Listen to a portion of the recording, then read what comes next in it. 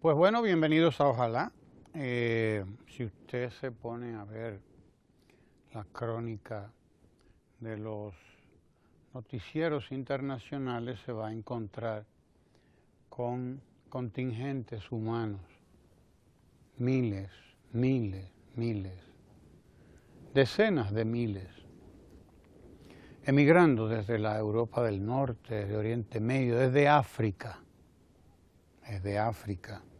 cruzando el Mediterráneo, en cualquier cosa, para alcanzar las costas de Italia, las costas de España y de cualquier lugar, en cualquier cosa. Usted se va a encontrar aquel drama terrible de seres humanos, mujeres, hombres, personas ya muy mayores de edad, niños, niñas, tocando las puertas de Europa, Alemania, Francia, España ni se diga, etcétera. Y usted va a encontrar a aquellos gobiernos poniendo todo tipo de trabas a la emigración, a la inmigración en este caso. Y usted va a encontrar también cualquier tipo de inhumanidad, también. Eso lo va a encontrar. Las gráficas de los últimos meses, los quizás últimos 2 años, son gráficas conmovedoras. Algunos países han dado ingreso a unos pocos miles de esos inmigrantes que tocan las puertas de la Europa porque vienen huyendo de las guerras. Uno en el caso de Siria, el Oriente Medio, y otros que vienen huyendo de la falta de empleo, la miseria. Hay una emigración fuerte, una emigración seria también, pero esa no se ve, porque esa es una emigración organizada, ordenada, es la que los estados de la Comunidad Europea o la Unión Europea es la que ellos tienen establecida. Por ejemplo, una cantidad enorme, miles de españoles han salido de España en los últimos 5 años probablemente, no sé si más. Han salido silenciosamente, pero en masa también, hacia diferentes países del mundo.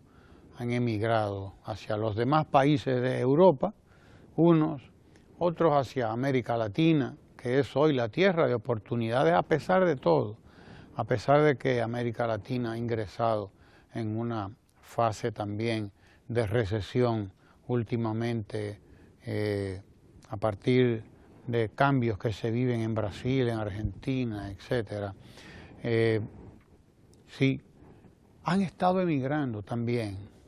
La migración es un fenómeno, primero ha sido un fenómeno de toda la vida de la humanidad, de toda la vida, desde que la humanidad empezó en África, la vida de la humanidad ha sido la emigración.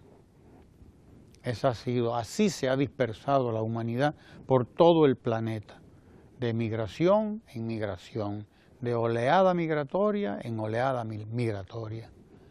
Esa ha sido la realidad del mundo y sigue siéndolo hoy. Hoy con ribetes realmente dramáticos, trágicos. Desde luego, la Comisión Interamericana de los Derechos Humanos y y algunas organizaciones de la ONU solo tienen ojos para ver la emigración haitiana hacia la República Dominicana y para verla con sus propios ojos, no con los ojos de los que estamos aquí, no con los ojos del gobierno dominicano. Ayer se atrevieron a despachar una declaración en la cual pues vuelven sobre un tema manido ya, tema manido, que es el de que, bueno, supuestamente se han quedado fuera del proceso de legalización y naturalización en nuestro país una cantidad de miles de haitianos, según dicen ellos, vuelven a insistir. Usted no entiende a qué se debe esta declaración del Comisionado de Naciones Unidas para los Derechos Humanos. El señor Zeid Ra'ad al-Hussein, confuso, contradictorio en lo que dice, pero vuelve a insistir en que en la República Dominicana se ha dejado fuera de los mecanismos legales a una cantidad importante de migrantes haitianos. Se guardan la otra parte, desde luego, la parte que es la más importante. La más importante es que, bueno, probablemente este ha sido, el gobierno del presidente Danilo Medina ha sido el único gobierno en la República Dominicana, primero que se atrevió a hacer frente al problema que le echaron arriba. Ese fue un problema que le echaron encima al presidente de la República, que él no andaba buscando desde luego, pero que alguien quiso echárselo encima, complicárselo. No se lo habían hecho a nadie, ¿no? Pero el presidente lo asumió con mucha responsabilidad y lo hizo además con mucho tino, porque una sentencia que era conminatoria, obligatoria para el Estado Dominicano, porque la produce un tribunal, el Tribunal Constitucional en este caso. El presidente no podía escurrir el bulto. Lo que hizo fue aprovechar esa situación que se le vino encima, sin estar esperándolo siquiera, y aprovechó, claro. ¿Para qué? Para poner orden. Para poner orden en un área de la vida del Estado Dominicano, del pueblo y de la nación dominicana, que es el de la emigración y sobre todo el de la inmigración, el de la gente que ingresa al país. Cantidad enorme de ilegales. Probablemente estamos hablando de el orden del medio millón, que coincide con estudios importantísimos y de gente muy seria que había hecho antes estudios, censos a la población, sobre todo la población inmigrante haitiana. Usted no entiende esa declaración del comisionado de los derechos humanos de la ONU y de alguna otra institución que se atreven a cuestionar un proceso que fue prácticamente impecable. Impecable porque fue vigilado además por organismos internacionales, por organizaciones internacionales que vinieron aquí y que pudieron ver cómo se llevó a cabo este proceso. El tiempo que se le dio, casi 2 años, a toda la población haitiana inmigrante en la República Dominicana, porque de eso es de lo que se trata. No nos hablan de los cubanos que están inmigrantes aquí, de los venezolanos que son inmigrantes aquí, de los colombianos, que hay muchos inmigrantes, centroamericanos, que hay muchos aquí también. No nos hablan de eso, no. Usted puede estar seguro que no es de eso que nos están hablando. Nos están hablando de la inmigración haitiana. Haitianos y dominicanos se cruzan todos los días aquí en las calles. Y usted los ve, va a la frontera y los ve igualitos, cruzándose uno al lado del otro, negociando el uno con el otro, comprando y vendiéndose mercancía el uno con el otro. El mercado binacional funciona como siempre ha funcionado. Dominicanos de aquí que van y venden y haitianos de allá que vienen, venden y compran también. El comercio haitiano con la República Dominicana sigue siendo un comercio próspero en lo que se puede considerar. Nuestras relaciones son relaciones que no pueden ser mejores, pudieran ser mejores y de hecho debieran ser mejores, pero la inestabilidad política, la inestabilidad económica, social, la desinstitucionalización de Haití que es un proceso llevado a cabo contra el pueblo haitiano, además, por sectores extranjeros y por sectores internos de Haití también, una clase oligárquica que está ahí enquistada en el poder, que no le conviene que en ese país haya orden, pero nosotros no tenemos la culpa de lo que pase en Haití. Eso es un problema de la nación, del pueblo, del Estado, del gobierno, de los gobiernos de Haití. Nosotros no tenemos por qué meternos en eso. Pero los organismos internacionales debían ser, claro, mucho más honestos, mucho más transparentes. Ellos sí debían ser transparentes, debían ser además mucho más sensatos y debían reconocer también que los estados tienen derecho a manejar sus políticas migratorias, y que el Estado Dominicano llevó a cabo un proceso que le costó miles de millones de pesos al gobierno dominicano. Ese proceso de ciudadanización de los haitianos que calificaban para obtener la ciudadanía, de legalización de todos aquellos que se acogieron a un proceso que además fue masivo, todo el mundo lo sabe, todo el mundo lo vio en los medios de comunicación, a un proceso que además de costoso para el Estado y para el gobierno dominicano, que no estaba contando con eso en sus planes y en sus presupuestos, y tuvo que buscar fondos en miles de millones de pesos para enfrentar el problema. El Estado fue además eficiente, efectivo, fue eficaz, fue el gobierno del presidente Medina.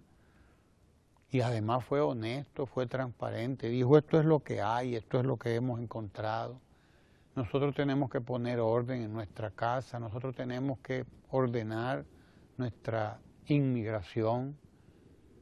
Y de hecho, más de 200.000, si mal no recuerdo, más de 260.000, probablemente cerca de los 300.000 inmigrantes de muchos países, de varios países, países europeos incluso, pero sobre todo de inmigrantes haitianos, fueron nacionalizados unos, legalizados su estatus otros, decenas, cientos de miles, y otros fueron dotados de un permiso de inmigración que les permitía, una visa que les permitía y les permite mantenerse en el país, ya de manera legal.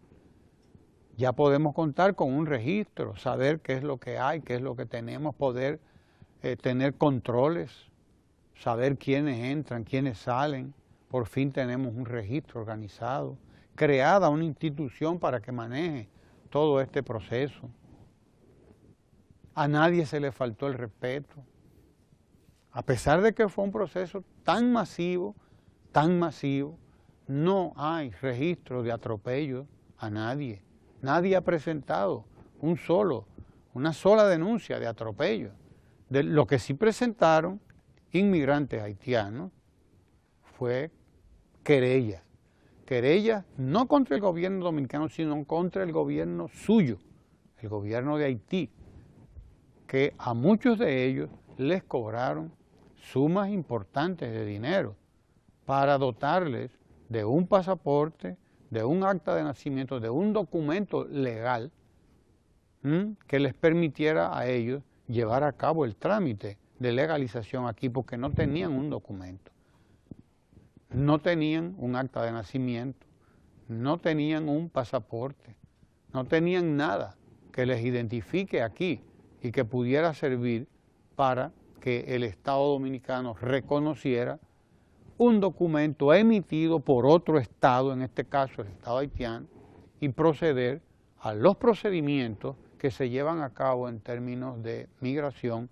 en todos los países organizados del mundo.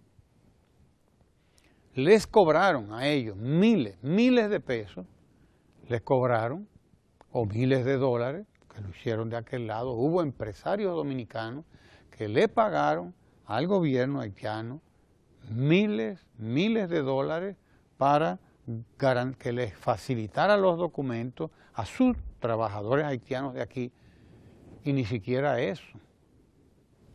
El Estado dominicano no tiene culpa de muchas de esas irregularidades y de esas deficiencias, porque son deficiencias de un Estado que tiene muchísimos problemas que no son secretos, que los conoce muy bien la comunidad internacional toda, debe conocerlo, porque si no los conoce, entonces toda esta gente que habla en estos foros está hablando por boca de ganso, como decían los viejos nuestros.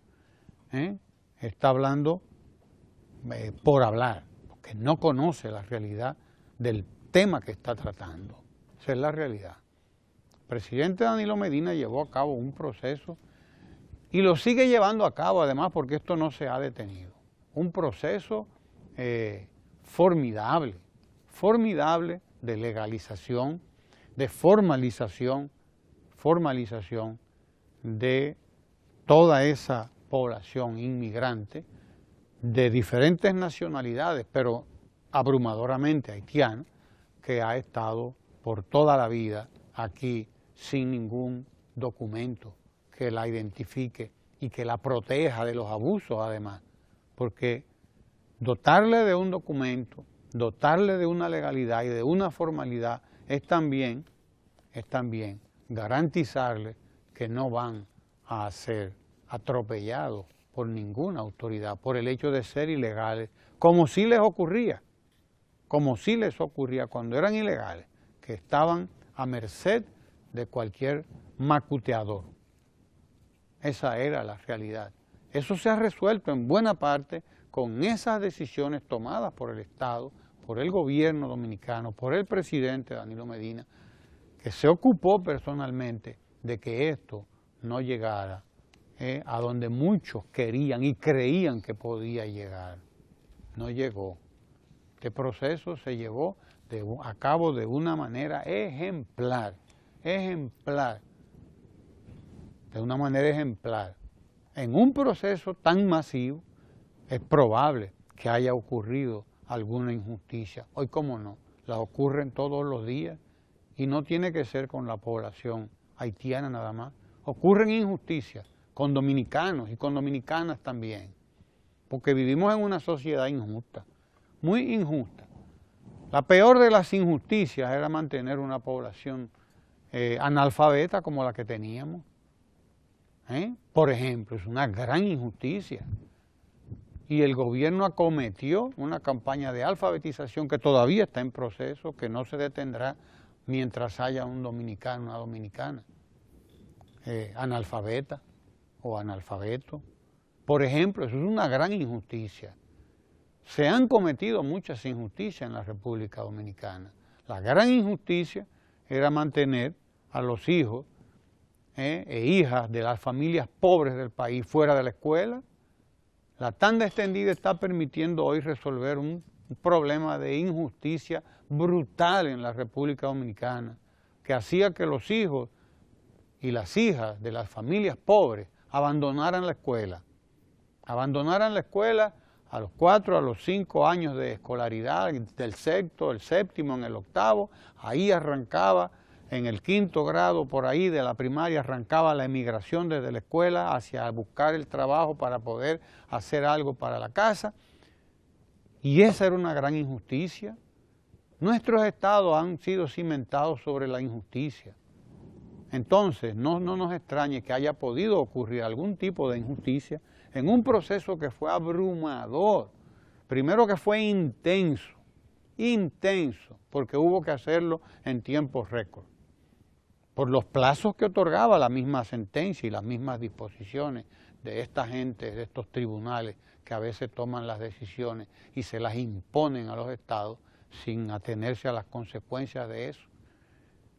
Sobre todo en el costo material, en términos de presupuesto. El Estado Dominicano tuvo que invertir millones de pesos en un proceso aceleradísimo, que se llevó a cabo, y repito, de manera ejemplar, para que vengan esta gente de la ONU a querer estar dando clases, vaya usted a ver de qué. Vaya usted a ver cómo se maneja esto fuera de aquí, en otros países, a ver si es verdad que ellos se permiten las licencias que quieren que nosotros nos permitamos. Vaya a ver, vaya a Estados Unidos, vaya a España, vaya a Italia, vaya a Europa toda a ver qué es lo que está pasando con la inmigración. Lástima que no hemos tenido imágenes de esa imagen, de esa inmigración dramática que ocurre desde África hacia Europa y desde el norte de Europa y desde el Oriente Medio hacia toda Europa para que usted vea. Y sin embargo a mucha de esa gente las han tratado y la mantienen en barracas, almacenadas en barracas que la propia ONU sabe que tiene que estar administrando estos campos de concentración, estos campos de refugiados que están ahí a las puertas de Europa, en las puertas de Turquía, a las puertas de España, a las puertas de Italia y donde quiera, a las puertas de Grecia. A la pobre Grecia le ha tocado vivir con la crisis económica terrible que ha estado viviendo en los últimos años, le ha tocado vivir un drama realmente trágico con los refugiados, que no ha querido aceptar Europa por otro lado. El presidente griego Alexis Tsipras, nada más ayer o antier, estaba hablando precisamente de eso y advertía a Europa de la necesidad de que Europa fuera más solidaria con toda esa masa humana de migrantes que están en los campos de refugiados que se han improvisado en cualquier sitio en Europa, como ustedes lo pueden ver ahí. Y esos son emigrantes subsaharianos, lo que ustedes ven ahí. Hay que ver los otros, que son blancos y que son rubios, de los ojos azules, que están emigrando también en masa, no solo desde el Oriente Medio, sino de muchos países del norte de Europa, sumidos en la crisis. Entonces, ¿por qué a la República Dominicana? Lo que hay que hacer con República Dominicana es reconocer que aquí el presidente Danilo Medina y el gobierno dominicano llevaron a cabo un proceso ejemplar de legalización, de formalización de una situación que tenía muchas, pero muchas décadas de informalidad, de ilegalidad, que ningún gobierno quiso echarse arriba. Ninguno quiso echarse antes arriba un tema como este, como lo hizo, además, con todo valor, con toda eficacia, con toda diligencia, e invirtiendo miles de millones de pesos, lo hizo el gobierno dominicano que encabeza el presidente Danilo Medina. Esa es la realidad.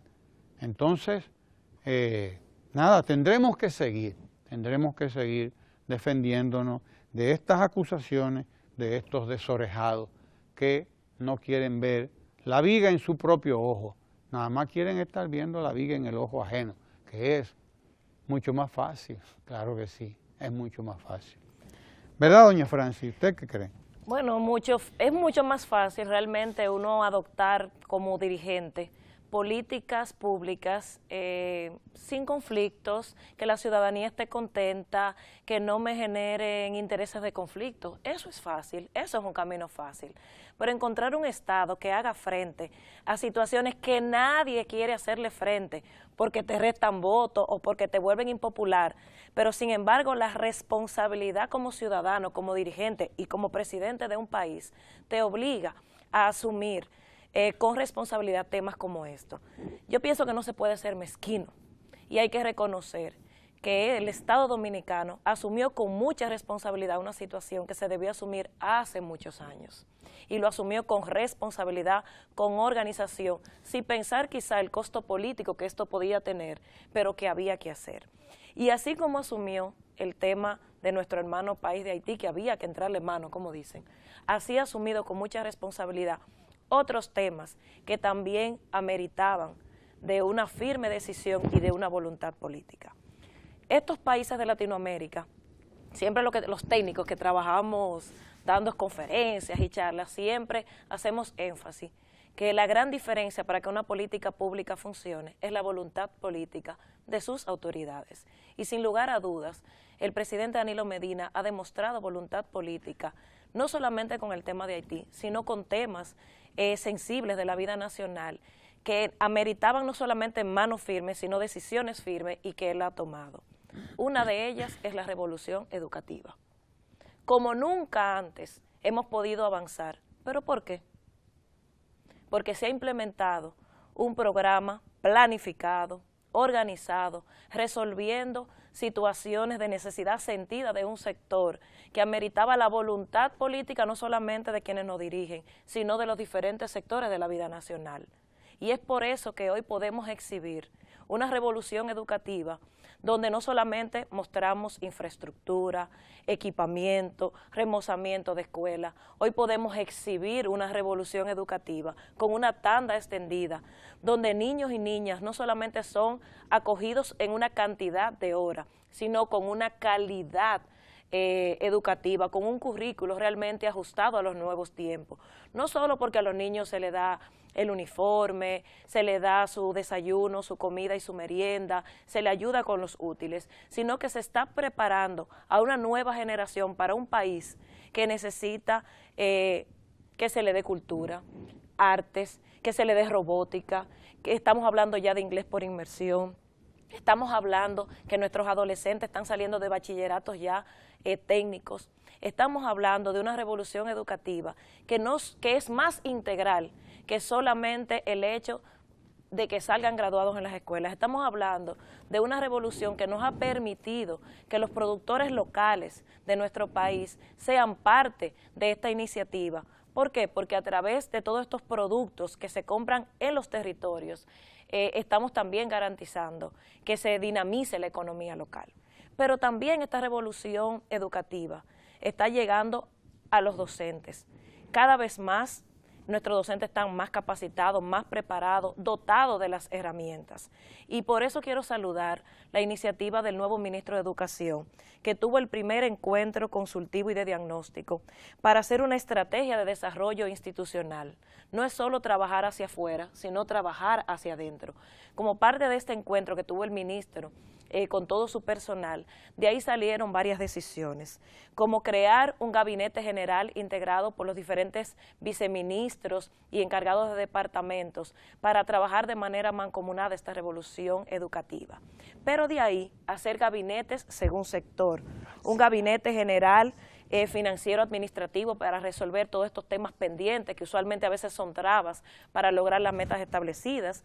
También de ahí se acordó un gabinete pedagógico, un gabinete de infraestructura y tecnología, una dirección general de riesgos para que todos nuestros planteles escolares puedan estar certificados en estos temas.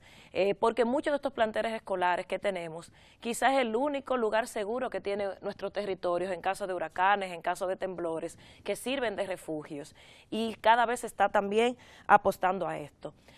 También hay que saludar la nueva iniciativa del Instituto de Bienestar Estudiantil, quien ha presentado un protocolo para garantizar la calidad de la alimentación que se lleve a nuestros niños y niñas en las escuelas. Y a esto, obviamente, hay que sumarle todo el esfuerzo que se ha hecho para dignificar los salarios de los docentes. Estamos hablando que del año 2013 al 2016 han sido aumentos, quizás poco, pero en otros lugares, en otros momentos muy significativos. Por ejemplo, en el año 2013 fue un 36% que se aumentó los salarios de los profesores. En el año 2014 fue un 10% más. En el año 2015 un 12% y ahora en este año 2016 fue un 10% más. O sea que esta reforma educativa es integral. Pero también, si nos vamos a todo el sector del crédito, como nunca antes, se había democratizado el crédito, que es otra de las grandes revoluciones que se han hecho. No solamente porque ayer tuvimos a la gerente de la Fundación Reservas y nos comentaba todo el gran trabajo que se está haciendo desde la Fundación, sino también podemos irnos al trabajo que se está haciendo desde Banca Solidaria, que son 12.500 millones de pesos que se han prestado a pequeños y medianos empresarios, que estamos hablando de 270.000 beneficiarios solamente de Banca Solidaria. Si nos vamos también al Banco Agrícola, que tuvimos también recientemente la semana pasada al gerente del Banco Agrícola, estamos hablando de 59.500 millones de pesos que se han prestado. O sea, también con una política y una revolución en el sector del crédito. Si nos vamos a SENASA, todo el esfuerzo también que se ha hecho para que más de 3 millones de dominicanos y dominicanas estén afiliados al seguro de SENASA, un seguro bueno, de calidad, con cobertura tanto o mejor que muchos de los seguros. Y sin contar que 1.300.000 dominicanos y dominicanas forman parte de este seguro en el régimen subsidiario. ¿Por qué señalo todos estos temas? Porque al igual que el tema haitiano, son temas que tenían una deuda social acumulada, que no todo gobierno quería hacerle frente a estas políticas que no solamente ameritaban voluntad, ameritaban erogación de fondos. Por eso también hay que saludar la convocatoria que ha hecho nuestro presidente para trabajar desde ya todo lo que tiene que ver con el presupuesto del año 2007. Un presupuesto que sin lugar a dudas va a estar con todas estas iniciativas que se anunciaron el 16 de agosto, de prioridades sentidas de la población dominicana, con un plan integral de pobreza extrema que para erradicar de una vez y por todas una pobreza, no cualquier pobreza, la pobreza extrema. Por eso la estrategia Quisqueya sin Miseria, donde ha estado el Plan Nacional de Alfabetización, el Plan Quisqueya Empieza Contigo, el Plan de Desarrollo Local Quisqueya Somos Todos, son estrategias acertadas de política de Estado, demandadas por nosotros los ciudadanos, demandados por las diferentes organizaciones, porque así es que realmente se desarrolla el país, con políticas públicas acertadas, que no solamente debe integrarse los funcionarios de gobierno, sino debemos integrarnos todos los ciudadanos. Mirémonos en el espejo de otros países que lamentablemente no pueden mostrar el crecimiento que estamos mostrando. Al contrario, otros países, sus pronósticos no son buenos y nosotros a nivel de la región estamos creciendo, estamos pudiendo mostrar resultados, como ayer hablábamos del 911, y esta y muchas otras iniciativas que no podemos, independientemente que seamos o no de un partido de gobierno, no reconocer los grandes logros que hemos tenido en estos específicamente 4 años de gestión. ¿Cómo está usted, don Guillermo? Oh, muy bien, escuchándolos a ambos, tratando estos temas que son usualmente soslayados en la agenda nacional. Miren, yo quiero aprovechar para compartir de algún modo las expectativas que generan 2 importantes encuentros internacionales en los cuales la República Dominicana tendrá a bien participar y lo hará en su representación el presidente Danilo Medina. Se trata de la cumbre de los no alineados, que reunirá, creo, desde ya, pero a partir del sábado, ya con la participación de los jefes de Estado, reunirá alrededor de 120 países que se darán cita ahí en la 17ª cumbre del Movimiento de Países No Alineados, el MENUAL.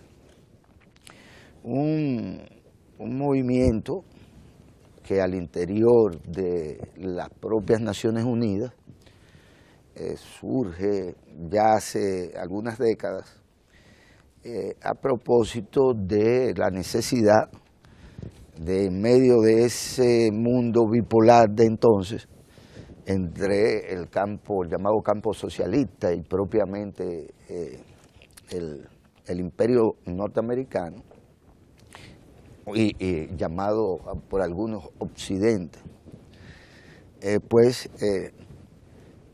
hubo países, fundamentalmente países del tercer mundo, del llamado tercer mundo, que entendían que los intereses de estos debían ser garantizados por sí mismos, más allá de las posturas o posiciones que tuvieran que asumir por razones geopolíticas o de vínculos históricos o de occidentalidad o de Oriente, pues tendrían que hacerlo por sí mismos, en el contexto de, insisto, ese mundo bipolar de entonces.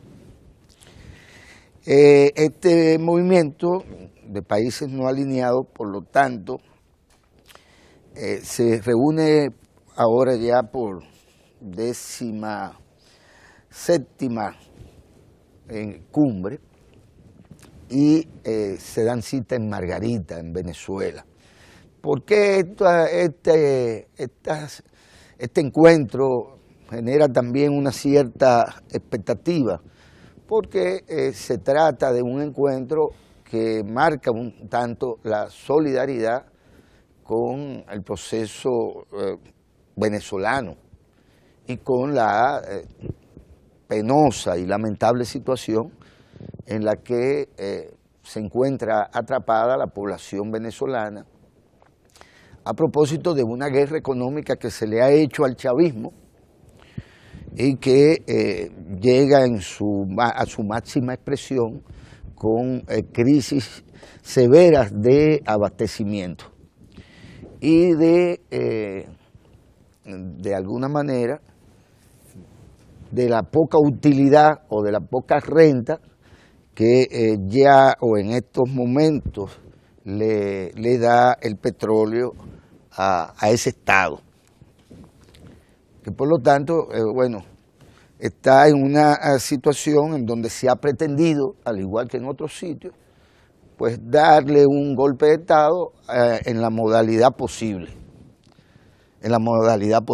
Y el que ahí se reúna en esta ocasión, pues tiene, en medio de esta coyuntura, pues tiene también esa connotación, porque hay que reconocer en Venezuela a uno de los países que son parte de los no alineados. Los intereses venezolanos son los intereses de los países del tercer mundo. Venezuela, a pesar y por los gobiernos y las dictaduras que por momento tuvo, no logró, aún teniendo la riqueza petrolera que tiene y muchas más, no logró avanzar cuanto debió y quizás separarse ciertamente de países que siguen teniendo grandes limitaciones, en donde sus poblaciones están ajenas, incluso están en niveles de pobreza extrema, como lo fue Brasil en su momento, como lo han sido otros países.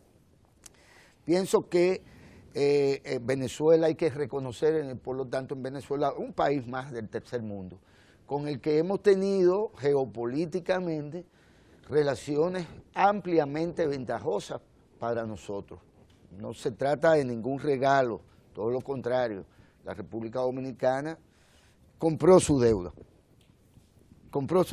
con Venezuela a propósito del Acuerdo de Caracas. Una de las grandes operaciones financieras que habrá de reconocerle la historia al presidente Danilo Medina. Su voluntad, su discreción y la capacidad del equipo encabezado por Simón Lizardo para dejar saldada esa deuda, porque se habla de deuda y que endeudan. No, el presidente Danilo Medina paga deuda. Compromisos establecidos por el Estado Dominicano que tienen la debida continuidad en la voluntad política de quienes dirigen el país.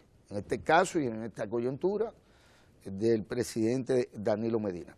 Ese encuentro, por lo tanto, hay que celebrarlo en el contexto de un país cercano que merece otra suerte, que ha sido sumamente solidario con todos, que se reconoce en el movimiento no alineado, pero que además se reconoce en nosotros, porque sus políticas y sus relaciones con el Caribe pues, están dadas hasta por razones simplemente geográficas. Por el otro lado está la 71 Asamblea General, que va a recibir a los jefes de estados del mundo la próxima semana, y esto, como se sabe, será en Nueva York. Se supone este encuentro es importante, entre otras cosas, por el propio tema fundamental que les reúne a todos. Se trata del tema de la migración, refugiados y migrantes, en realidad, que es algo que marca en absoluto todo lo que la coyuntura internacional. Sabemos la crisis de migración que viven los países, no solo mediterráneos, sino los países en general de Europa. Se podría decir que si algún problema tienen es el tema de las migraciones y de los refugiados y de la gente que desesperada se lanza al mar, se lanza a hacer largas travesías inimaginables para gente como nosotros, que todos nos lo encontramos lejos. Hemos vivido en la orilla todo el tiempo. ¿Verdad? No metemos para allá por nada en el mundo. Por nada en el mundo. Se trata de un tema que también a nosotros nos toca, y no como pueden pensar algunos simplemente, que es el caso de la típica e histórica migración caribeña, que ha llevado y ha traído grandes grupos de migrantes, de trabajadores migrantes que se han desplazado desde las islas de aquí, del lado de Puerto Rico hacia abajo, hasta Panamá, en su momento, pasando por Cuba, pasando por Haití, por República Dominicana. Importantes núcleos de trabajadores se han desplazado siempre.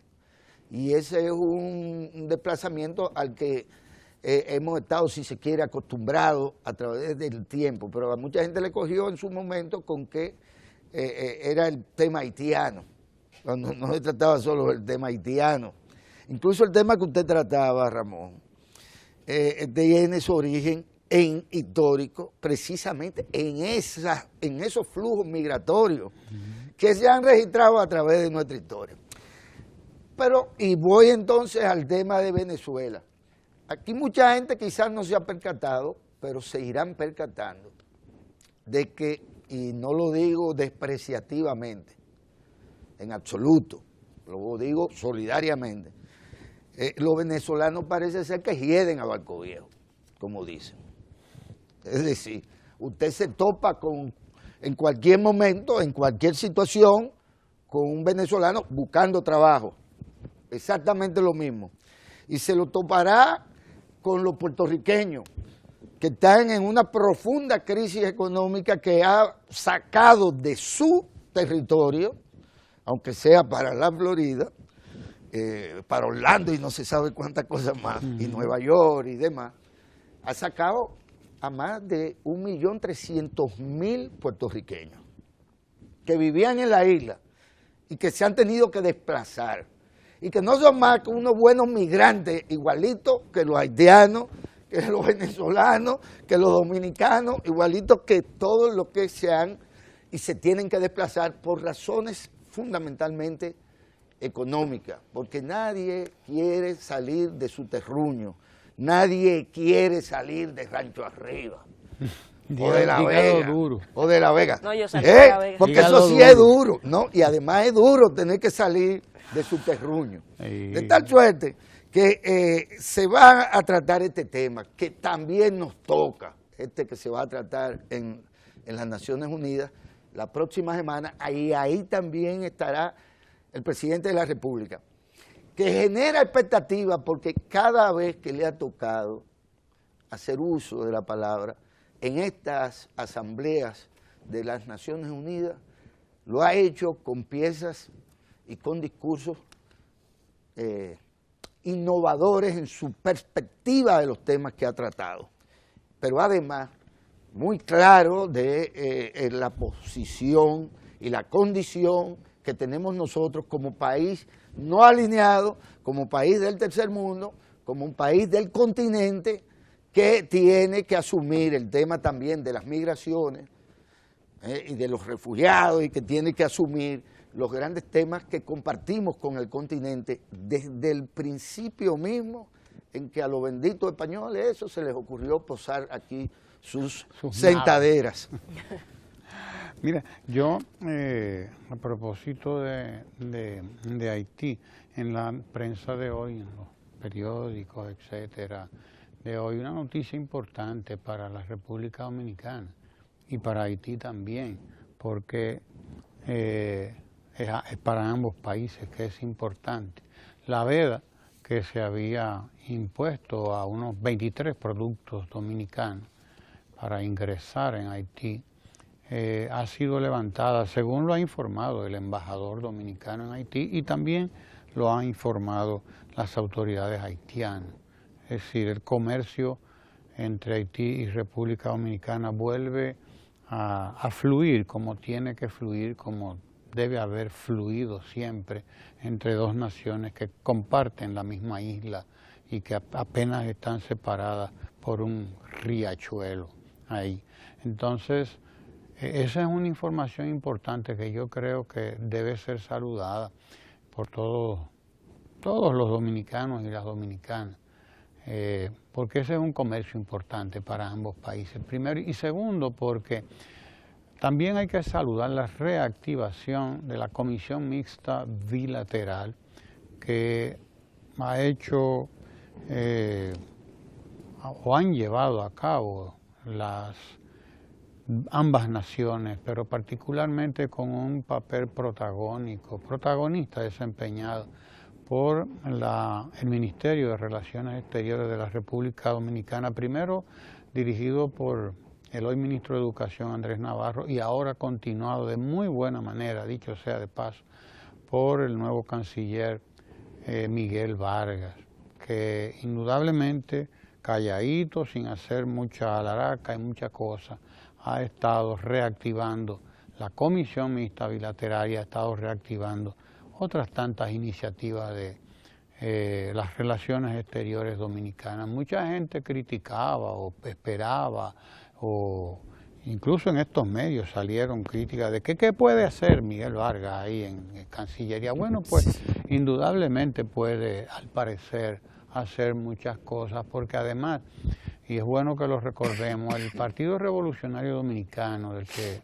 es presidente Miguel Vargas, siempre tuvo muy buenas relaciones al cruzar la frontera, siempre tuvo muy buenas relaciones, particularmente a partir de su membresía en la COPAL y en la Internacional Socialista, como le llaman, que eran espacios que indudablemente, y son espacios políticos cuyos protagonistas de siempre han tenido muy buenos interlocutores en Haití, de manera que el canciller Miguel Vargas puede aportar mucho al país a partir de esas relaciones que tuvo muy buenas siempre el Partido Revolucionario Dominicano con los políticos y vicepresidente aún, el señor Miguel Vargas Maldonado, vicepresidente aún de la Internacional Socialista, que ya no tiene el peso que pudo haber tenido en algún momento, pero que es sin duda también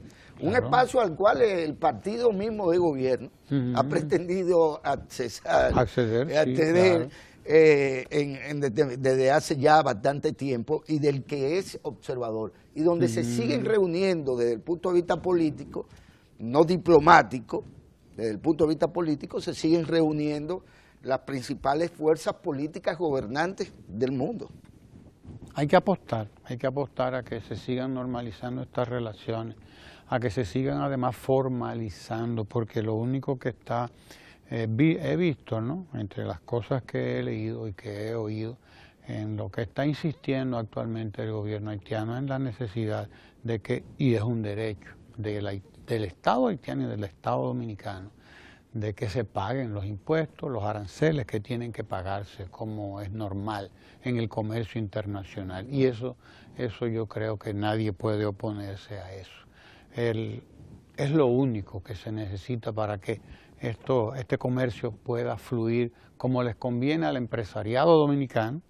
Estamos hablando del empresariado dominicano y también del empresariado haitiano, porque esto es un toma y daca, un dando y dando. Sin eso sería impensable un Estado haitiano autosuficiente, claro, que no viva de la ayuda internacional, que de eso se cansaron ya los europeos, los canadienses y los propios norteamericanos, y por eso que han querido ciertamente ponernos a nosotros a cargar pesado, porque hay también que decirlo, pero lo cierto es que un Estado como el haitiano no va a superar los niveles de inviabilidad, los niveles de pobreza, si del comercio que hace, en este caso transfronterizo con la República Dominicana, no tiene los fondos de los cuales este mismo Estado ha vivido o vivió durante mucho tiempo, vía las aduanas. Claro.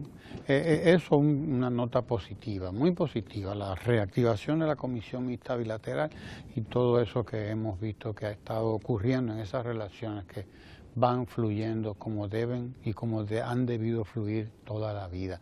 Nosotros tenemos ahí, hoy con nosotros, ¿no? Va a conversar el encargado de proyectos del Fondo Especial para el Desarrollo Agropecuario, el FEDA, uno de los instrumentos importantes de la política agropecuaria del gobierno dominicano.